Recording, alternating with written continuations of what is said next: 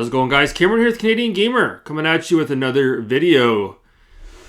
Doing an episode of Talking Movies. It's been a while since I've done a Talking Movies episode. So I thought today we would talk about 28 Years Later, which I finally picked up on Blu-ray.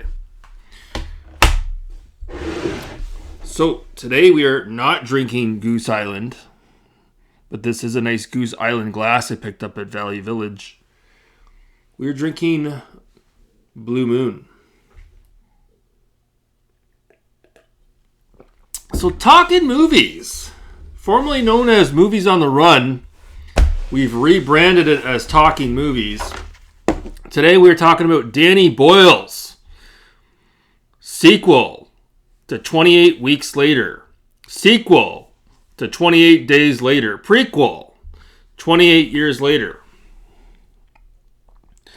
Now, I got a few things I want to get off my chest regarding this movie. So, hear me out for those of you who watch this. So, a bit of background. So, I was originally introduced to Danny Boyle in like the late 90s. I was watching late night TV back when we used to do that sort of thing. I was flipping through the channels, and I think it was on Showtime. Can't remember what channel it was on. The movie The Beach, starring Leonardo DiCaprio. Very underrated movie. Tilda Swinton is in it as well. To this day, I think that's a really good movie. Fantastic. Obviously, the score is amazing as well. A lot of songs in there done by Moby from his fantastic album Play. And then shortly thereafter, I was working with a buddy of mine who was really into heavy metal, Slayer, Metallica, all those bands. And so was I. And he was also a movie buff as well. And to make a long story short, I think we were in Montreal, and I picked up 28 Days Later. I picked it up on DVD. This was like before Blu-ray was a thing. And I picked it up, and I immediately loved the movie. Fantastic movie. Awesome. And this was around 2008. And shortly after I watched that, the sequel comes out 28 weeks later. And of course, my buddy is all hot and horny to check it out. And we ended up, I think we went to Montreal. I can't remember. I think we went to Montreal and we saw it at the movie theater. And man, what a disappointment that was.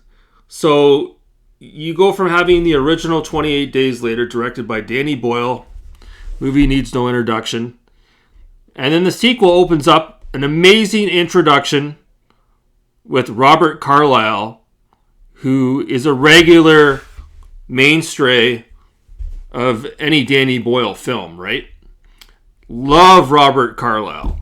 And that intro sequence to 28 Weeks Later is amazing. The rest of the movie, though, especially when what's-his-face jumps into the movie there. Jeremy Renner? Is that how you say his name? It quickly becomes apparent that the sequel wasn't directed by Danny Boyle. And Danny Boyle should have never, ever let somebody else take control of his baby and release a sequel to 28 Days Later. That was a huge misstep in an otherwise almost perfect career for the guy. So 28 Weeks Later, I think I watched it once and I never watched it again. That's how much I can't stand Jeremy Renner.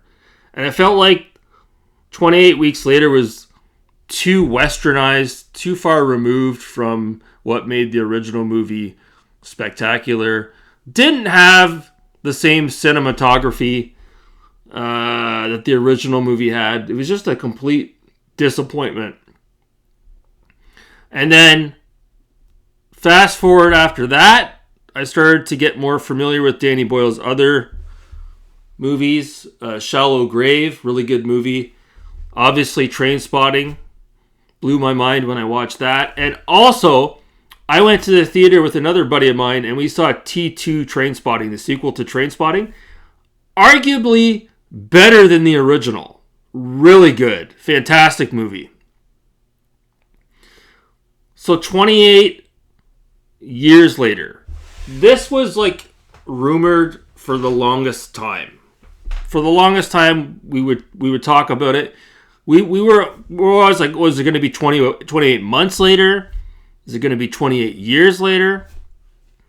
And then finally, from out of nowhere, seems like Danny Boyle is really hot and bothered about going back to his old movies and coming out with sequels. I'm all for it. We get 28 years later, directed by Danny Boyle. So this came out in the summer. I was way too busy. I did not get a chance to go to the movie theaters to check it out. So I went to Walmart this week, and I finally picked up a copy, which was also available on DVD. These days, DVD, Blu-ray, it's not like it's really a huge difference, but obviously I have a Blu-ray player, so I pick up the Blu-ray. But to the naked eye, would you even know the difference? I'm not too sure about that. So, yeah. So I picked up 28 years later, directed by Danny Boyle. Okay. Not sure what to expect. Going through it completely blind. Didn't watch any of the reviews. Tried to stay away from all of the trailers. And so I put it on. And right away you're getting the amazing cinematography in this movie. You're getting all kinds of great shots. Obviously they used drones, GoPros, iPhones, you name it. They even show it after you watch the movie. There's extras on the Blu-ray, which normally I don't waste my time with that stuff. But on this movie here, it's cool because it shows you how they were filming the movie, and it even shows they had like a kind of like a half moon, like a ring. Okay, they had a bunch of GoPros on the ring next to each other, like 15 of them, right? All recording at the same time. So whenever there was, you'll see it if and when you watch the movie, but when there's a zombie kill, you'll see it from one angle from one GoPro, and then they'll splice the scene, and they'll continue it with the other GoPro that might have been way over here. Like they're kind of close together, but they're not, if you know what I mean. It's hard to explain. You have to watch the movie. But it's really, really cool. So the movie, I'm not even quite sure as far as the timeline is concerned, if it takes place after 28 days later or before. I have to probably go back and read up on it, but it's basically a small community of people that are living on this island, okay? Out in like Wales. And they're removed from the general population.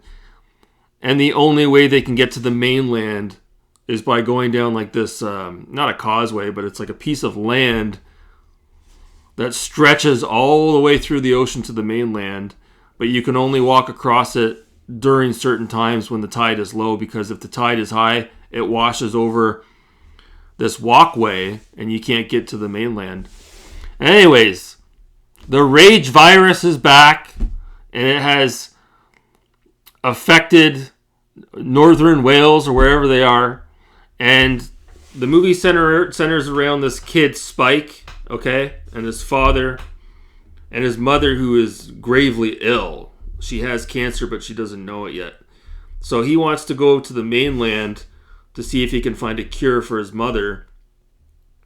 But when he goes over there, obviously, there's a bunch of people that are infected by the rage virus. So he's going over there with his father, and he has the ability to use his bow and arrow to kill these people that have the rage virus, that are from out of nowhere, coming out of the bushes, from all over the land. He'll be walking across, and all of a sudden somebody will be chasing after him, and he'll shoot them with his bow and arrow. As long as he gets them in the heart or in the head, he's able to kill them. Okay? Anyways, I don't want to get too far into it as far as the story is concerned. But I wanted to just talk about my likes and dislikes with the movie. So likes, the first thing I will say is the movie is so far removed from the original 28 Days Later. It's like it could be its own thing. Like there's not really much as far as the story is concerned that ties it to the original movie other than the virus. It was never going to be better than the original movie. That's impossible. Never going to happen. However, 28 years later is leaps and bounds way better than 28 weeks later. Way better. And that's because Danny Boyle directed it, right? So amazing cinematography, great shots, even if you're not into, the whole rage virus zombie apocalypse thing.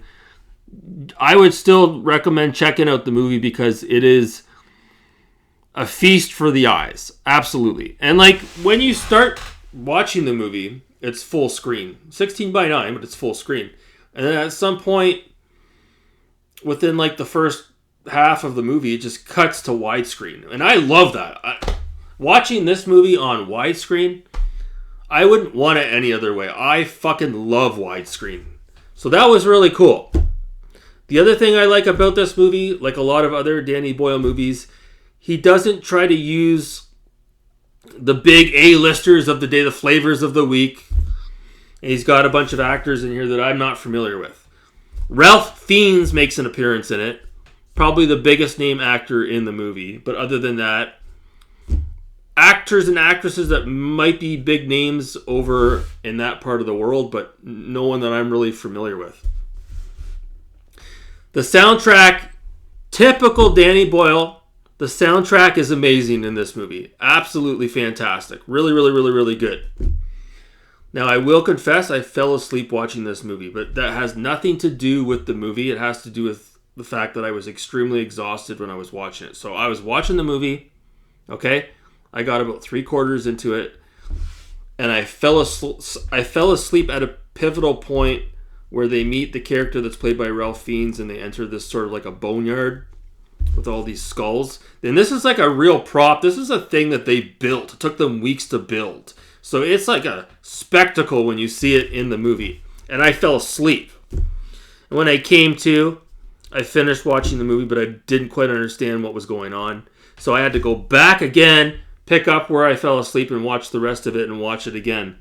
And then go on Wikipedia and read the plot to better understand what was going on. Now I totally get it. So, it was a really good movie. One of the best movies I've seen in quite a while. Probably since T2 Trainspotting. It was that good. I really enjoyed it and I definitely could watch it again. I love movies that take place on islands and beaches. And like I said, breathtaking scenery. Just I can't say it enough. It was just amazing to watch. Just amazing. What don't I like about the movie? Well, this is going to,